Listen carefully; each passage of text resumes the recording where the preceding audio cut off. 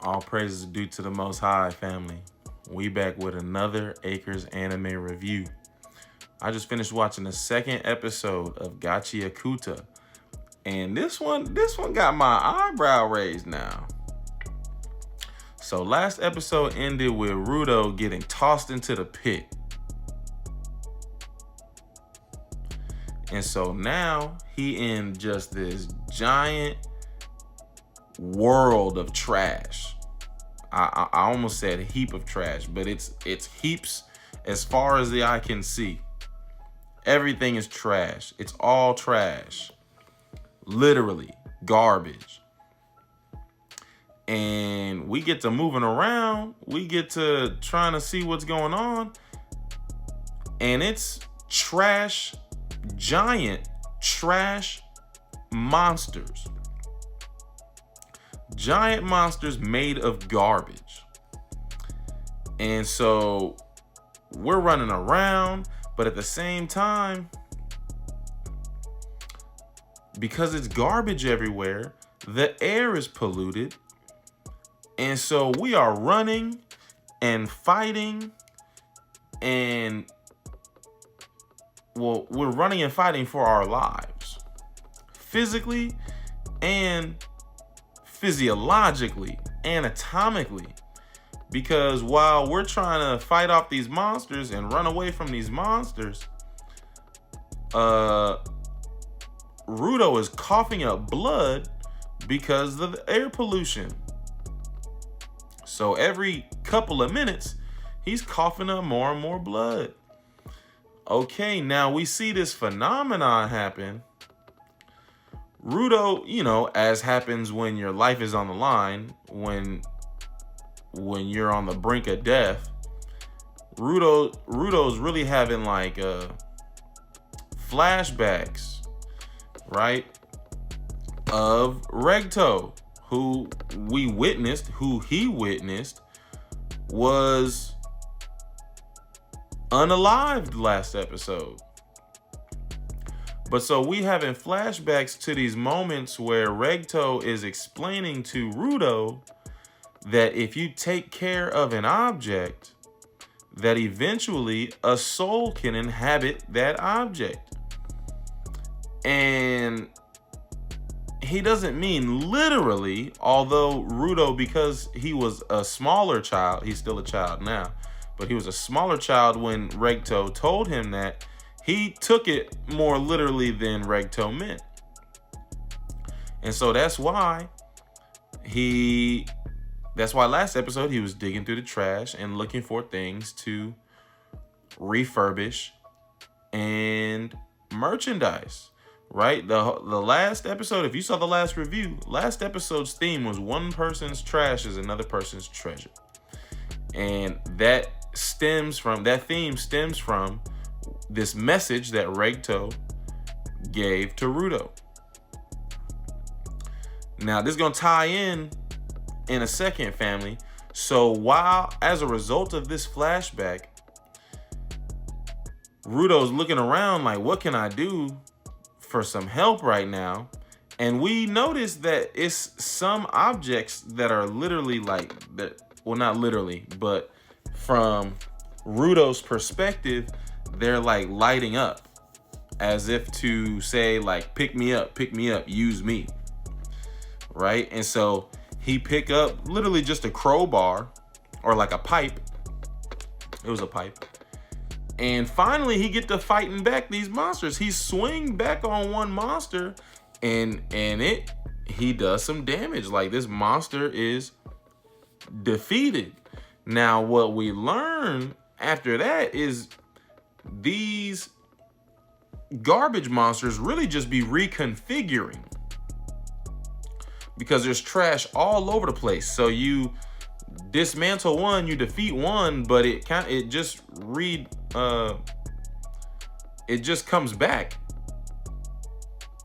because there's more trash to make a body out of. Now when we hit this first monster, a can flew and it hit a stranger who we gonna learn who it is in a second, because this can hit him, he goes and he's like, let me go find out what's going on over there. Now he pull up and he really trying to save Rudo. He's saying, hey, we got to be quiet because the noise is what alerts these monsters. So let's be quiet. Let's get out of here. Or that's what he's trying to say. But Rudo's like not understanding the signal, you know, without being too quiet. So he's yelling and yelling and yelling, causing more attention to these monsters. Now, this is when we see this stranger who was trying to save us. We get to see his little first bit of action. And so he's got an umbrella and we see that he turns his umbrella. It starts off a plain umbrella, but as he's fighting it, he literally turns it into a weapon. It gains blades. It got bigger, and then we seen him make it bigger a second time for his finishing move on the last beast. But he's going to town on him. He's doing it's slight work for this dude. And then so finally after that happens, he saves us. He explains to us, well, his name is Enjin, and he's what they call a cleaner. And at the end of the episode, later, he's gonna invite Rudo to join the cleaners, to become a cleaner. I'm gonna tell you why in just a second. But so he's also explaining to Rudo that where Rudo came from is called the sphere. Where they're at now is called the ground. Right? But when we was up in the sphere, they just threw Rudo off the pit, and that's how he ended up on the ground.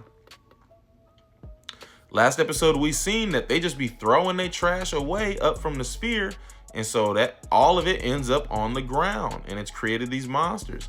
Now, Enjin, because Rudo passed out, Enjin's just dragging him to where he taking him, and he take us and then leave us with some more strangers, and he's doing this to test us, but we don't know.